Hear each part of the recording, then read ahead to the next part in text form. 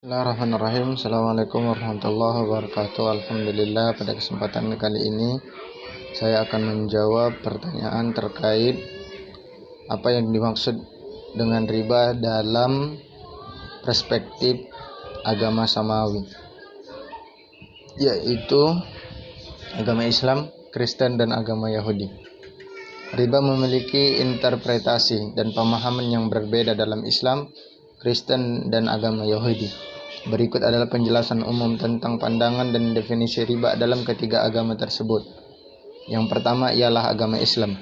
Dalam Islam, riba dilarang secara tegas berdasarkan ajaran dalam Al-Quran dan hadis. Riba dianggap sebagai dosa besar dan diharamkan dalam semua bentuknya.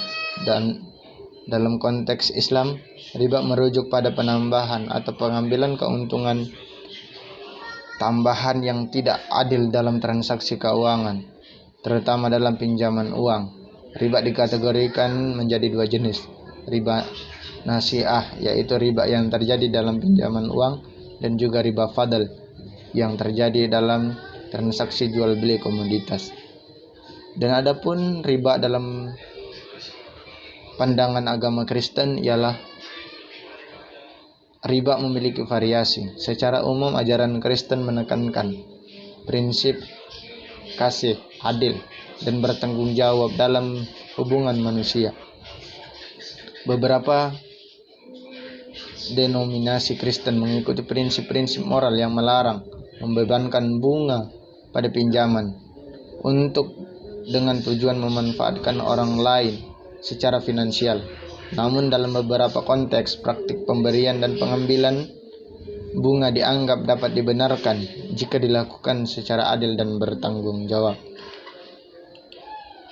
Dan adapun dalam perspektif agama Yahudi, riba dianggap sebagai praktik yang tidak etis dan dilarang oleh Taurat atau kitab-kitab hukum Yahudi. Taurat melarang pemberian pinjaman dengan tujuan memanfaatkan orang lain secara finansial. Namun dalam sejarah Yudaisme terdapat perbedaan pendapat di antara para cendekiawan tentang pengertian riba dan interpretasi hukum.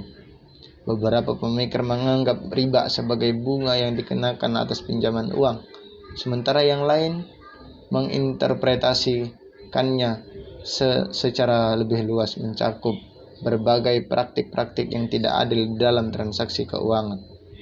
Maka dari itu penting untuk dicatat bahwa dalam pandangan dan interpretasi ini dapat beragam di dalam masing-masing agama dan tergantung pada pandangan individu atau mazhab yang berbeda-beda. Selain itu, praktik keuangan dan peraturan dapat berbeda dalam berbagai komunitas dan konteks sosial. Oleh karena itu, penting untuk merujuk kepada otoritas keagamaan dan panduan hukum yang relevan dalam setiap agama untuk memahami lebih lanjut tentang pandangan riba dalam konteks yang lebih spesifik. Sekian yang dapat saya sampaikan. Wassalamualaikum warahmatullahi wabarakatuh.